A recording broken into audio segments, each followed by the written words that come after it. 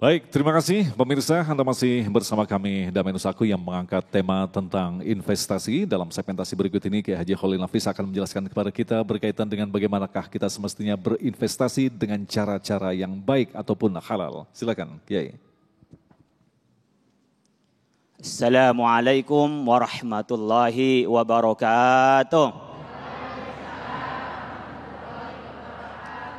Alhamdulillahilladzi arsala rasulahu bil huda wa dinil haqq liyudhhirahu 'ala dini kulli wa kafa billahi syahida. Asyhadu an la ilaha illallah wahdahu la syarika lah wa asyhadu anna sayyidana Muhammadan abduhu wa rasuluhu la nabiyya ba'dah. Allahumma shalli wa sallim ala sayyidina Muhammad wa ala alihi wa ashabihi ajma'in, amma ba'du.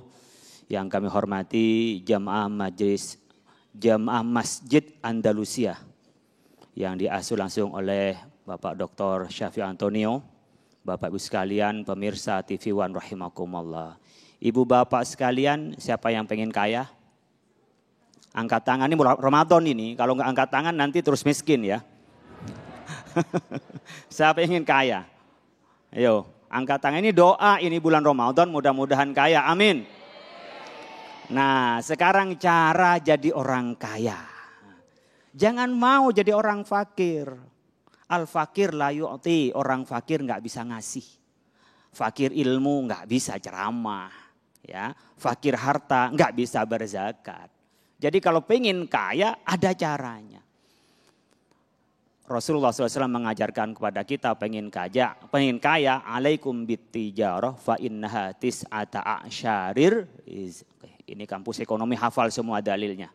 Kalau pengen kaya itu ya bisnis. Karena apa? 90% jalannya rezeki itu dari bisnis. 10% itu yang rame-rame. Dari TNI, gajinya ASN, gajinya Polri, gajinya guru. Itu gaji-gaji itu yang 10%.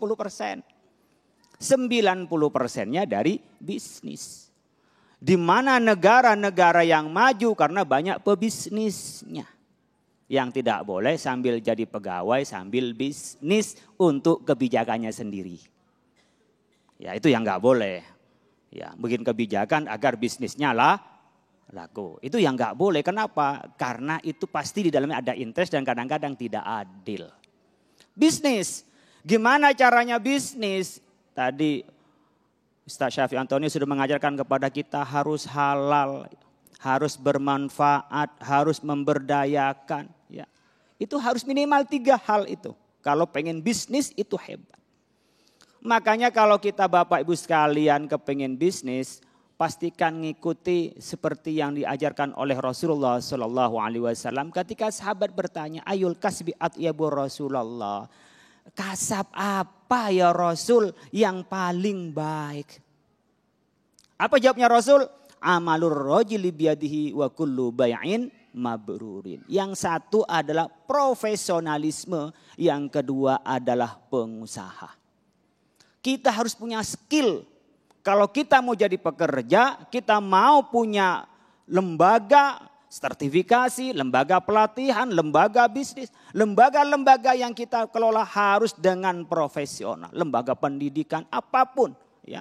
Jadi notaris lah, jadi ya, semua profesi itu membutuhkan profesionalisme.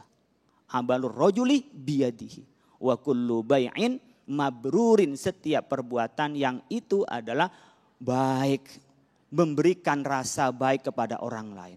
Oleh karena itu hukumnya orang bisnis, ya, ya hukumnya adalah mubah, tapi untuk kepentingan tertentu bisa sunnah. Bahkan bisa wajib, nggak ada pekerjaan lain, bisanya bisnis, anak harus diberi biaya, ya bisnis.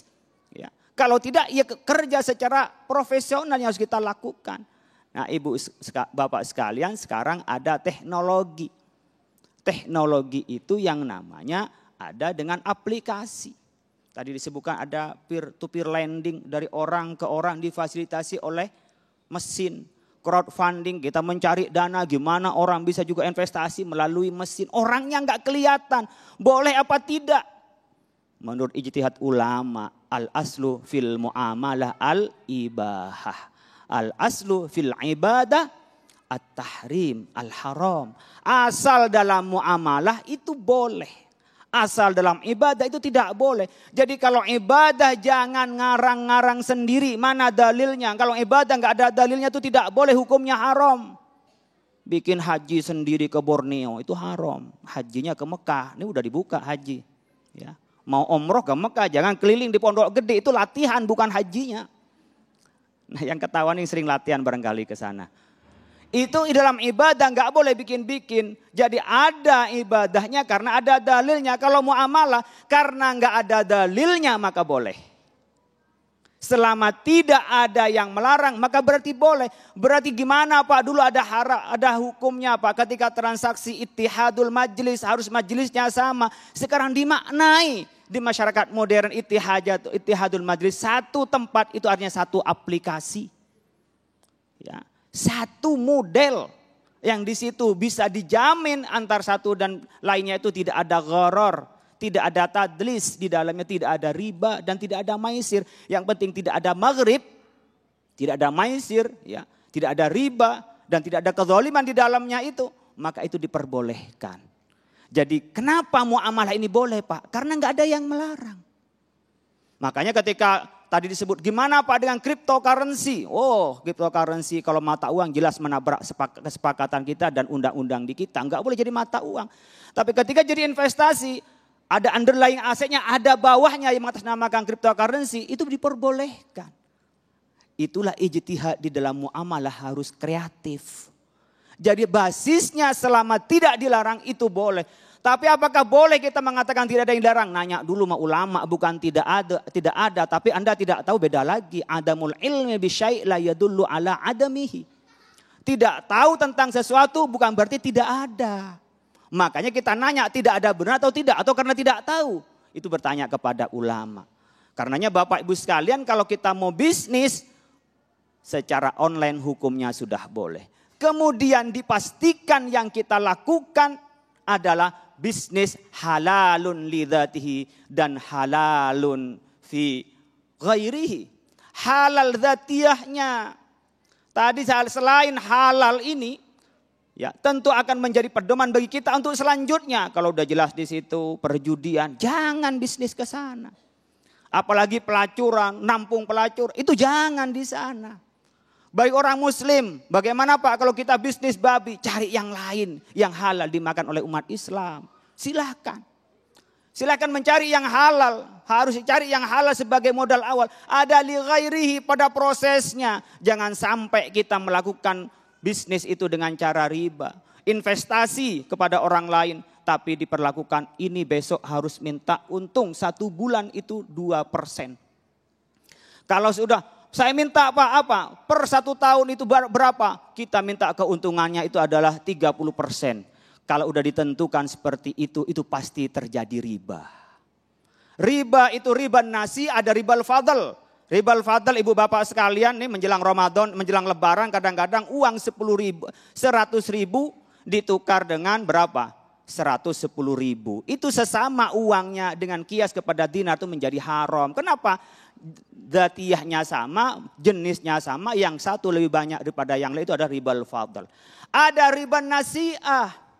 Ngutangin berdasarkan waktu bertambah itu bukan investasi. Investasi itu mungkin dapat untung, mungkin juga rugi. Al-ghunmu bil ghurmi.